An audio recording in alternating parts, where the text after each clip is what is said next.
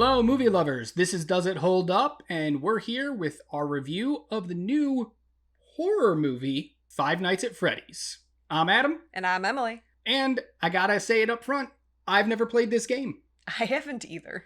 I think there's like 6 of them. I've never played a single one. I've seen clips of other people playing this game. I haven't even done that, which is surprising. I thought this game would be way too scary, and I just never got around to playing it. That's true. You're not a huge fan of horror things, so it makes a lot of sense. Especially horror games, because when you're the one having to actually do the horror things, it's a lot worse than movies. That's very true. So this movie centers around Mike, played by Josh Hutcherson, who takes a security job at an old arcade called Freddy Fazbear's, and once he's there, he realizes something's not quite right, because the animatronics all come to life and, I guess, kill people? Or at least I assume they kill people, because we only get to see 4 kills throughout the entire movie, and they all happen within the first, 25 minutes of a 2-hour runtime. That's the first downfall of this movie. It's not scary. There is a lot of creepiness in it. The atmosphere is built really well. Obviously, an old abandoned arcade is going to be creepy. Lights flickering on and off set the mood. But at the end of the day, nothing scary happens. Yeah, they started off really well because they didn't use a lot of the animatronics at the beginning. Just a little flash here and there, something in the background, which is always really interesting and really scary to me, is when you have to look more at the background than the foreground with what's happening. But they kind of ditched that idea pretty early on, and it was really sad that they did that, because then it was no longer scary. Then it just became paint by numbers, you know exactly what's going to happen, because nothing about this movie is a mystery. It's all very predictable. You can see everything that's coming long before it actually ever happens. And that all starts about 15 minutes in. So past that point, nothing's scary because you're not surprised by a single thing happening. But as Mike continues his job, he has to then bring his young sister to work with him because the babysitter has gone missing. And first off, Mike is played by Josh Hutcherson, who is 31 years old. And the little sister is played by Piper Rubio, who is about 10 years old. It's weird that there's a 20-year difference between these siblings. I know it happens in real life, but I couldn't get over this fact once it was stated in the movie. I assumed it was his daughter, and I think if it was his daughter, we get a much better movie with more stakes. You needed it for the plot. There was parts of the plot that needed it to be a sibling, but it really didn't make sense for it to be a sibling. So... And Mike is currently dealing with his family trauma. When he was a young boy, his brother was kidnapped right in front of him while he was supposed to be watching him during a camping trip. Mike hasn't been able to get past that, and his whole life has suffered because of it. That's one story. At the same time that's all happening, the young sister, Abby, is stuck between living with Mike, who's currently taking care of her, and their aunt, who's trying to get custody of her by saying Mike's an unfit parent. That's a second story. The third story is all about Freddy Fazbear's and the animatronics and how they come to life and what's their whole deal. There's 3 stories happening in this movie at the same exact time, and none of them are good. Especially together. There is not enough time spent on any one of these 3 stories for any of them to work, especially when they try to bring them all together, because then you just get a convoluted mess of a script.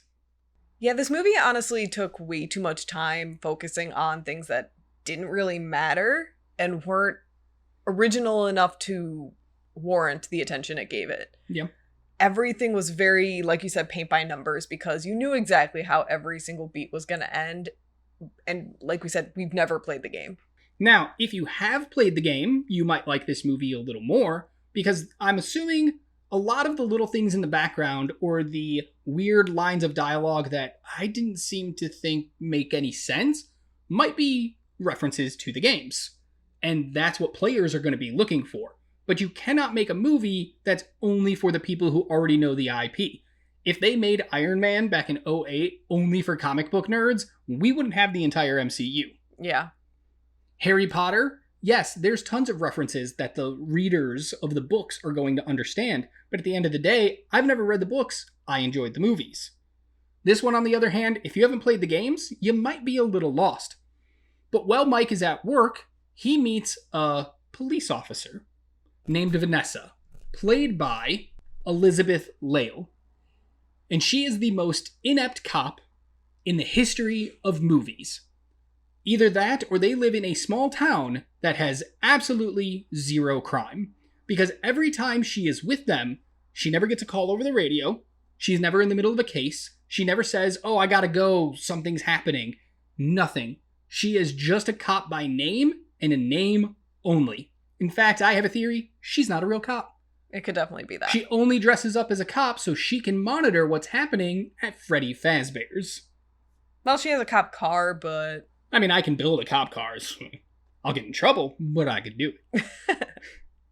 So her whole point is that she's going to help Mike solve this mystery, but she has a dark secret of her own, which gets revealed by the end of the movie, unless you figured it out 2 seconds after meeting her, which we did. Yeah. Like I said, there's no mystery in this movie. It doesn't really matter what you know going in or what you don't know going in. By the time you meet every single character, you know exactly how this movie's going to play out by the end. We also get to meet a career counselor played by Matthew Lillard, Steve Raglan. And there's something just not quite right about him, and he plays into the finale as well. If you've played the games, you'll know who he is. But what's great about it is Matthew Lillard is the only actor in this movie who seems to be putting his all into the role. You can tell that he's trying to make this really stilted dialogue work.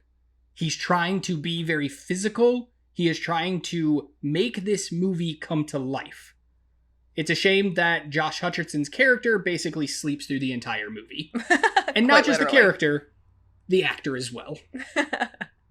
Yeah, Matthew Lillard definitely is the star of this movie. There is so much about his performance that if you don't know what's going to happen before watching the movie, or if you haven't figured it out, would warrant a rewatch, because he does so many little minor things that are really creepy and you kind of wonder why, and it's explained by the end. You kind of want to go back and watch it and be like, I see everything that you just did.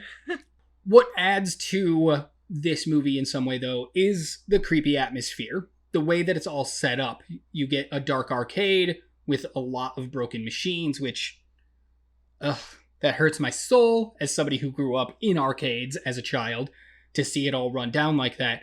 But they do a great job developing this atmosphere where you think anything can happen.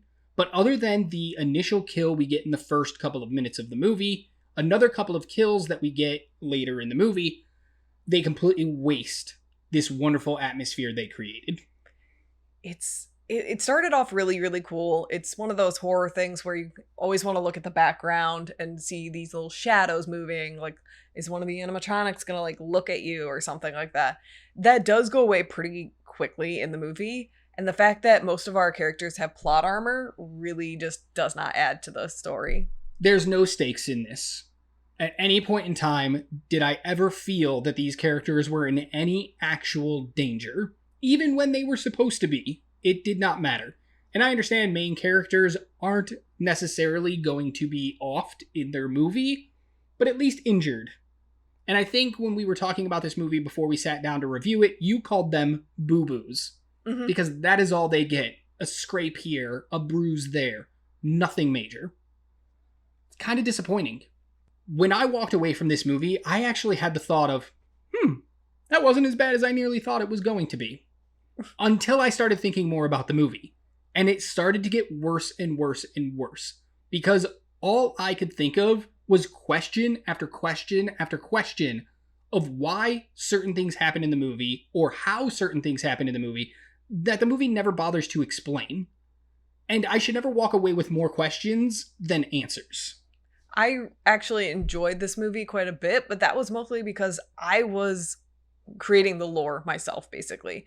I thought of things that kind of would fit and would make sense, but the movie never actually gave me any of those answers. So I think for my personal viewing, I enjoyed it, but I can see why a lot of people will not. I know you did that. We were talking about the movie and what we thought about it, and I would ask a question and she would have an answer, and I'd be like, when did the movie say this? And she'd be like, oh, wait, I don't think the movie said that. The movie didn't say that. I think I just created that. And it was like, why is your movie better than the movie we actually got? I just wish they would have answered things. Yeah. Why is there a 20-year difference between these siblings? Why are these kids trapped in these animatronics? How are these kids trapped in these animatronics? Why is anything? Why did they make this movie? That's the big question. But it's probably going to end up making a lot of money because there's a lot of fans of this franchise. I know the games did dip in quality. I saw a lot of articles about how some of the more recent ones were not as good. But that just happens when you have a long-running franchise. There's always going to be that dip in quality. But I'm sure fans of this movie are going to see it. Whether they see it on Peacock at home or they go to the theater, they're going to see it. Hopefully this movie makes enough money that we can get a sequel, so maybe some of my questions will get answers. But at the same time, I hated this movie so much, I don't want a sequel. So, all in, the acting wasn't great. The script is a jumbled mess of ideas that nobody actually ever narrowed down to tell a cohesive story. The atmosphere works, and that's the only thing that works about this movie. The other thing that works is the animatronics. They actually look really cool. They're interesting to look at. They're creepy. They move interestingly. I thought they were really cool. I did like them quite a bit, but unfortunately, in a 2-hour runtime, we get maybe 6 minutes with them. 10 minutes. You know, we'll be kind. 15 minutes. When it's a movie about the animatronics, I expect there to be a lot of animatronics, and we just didn't get enough for me to care. I guess. I enjoyed what I got. Fair. I also enjoyed what I got. Just wanted more. Overall, for me, I'm going to be giving Five Nights at Freddy's a D+. I think there wasn't anything worth taking away from this movie, other than whoever did the visual effects. But that was it. So, this is probably one of the worst movies I've seen this year, if not in the last couple of years. I disagree heavily. I thought there's been a few movies that were worse than this. I actually give this one a B- because I enjoyed it. Like I said, I had to put a lot of my thoughts onto it, but you know, sometimes that's fun with watching a movie. You can talk with your friends and have your own theories about why things happen. So I give it a B-. So that's our review for Five Nights at Freddy's, the new baby's first horror movie, streaming now on Peacock or playing in theaters nationwide. Let us know in the comments below what you thought about the movie. Did you ever play the games? Did it live up to what you were expecting? And you can always check out more from us by clicking this video on the screen. Give us a like, share, and comment below. And until next time, just remember, be good to yourself, be kind to others, and keep watching movies. Bye.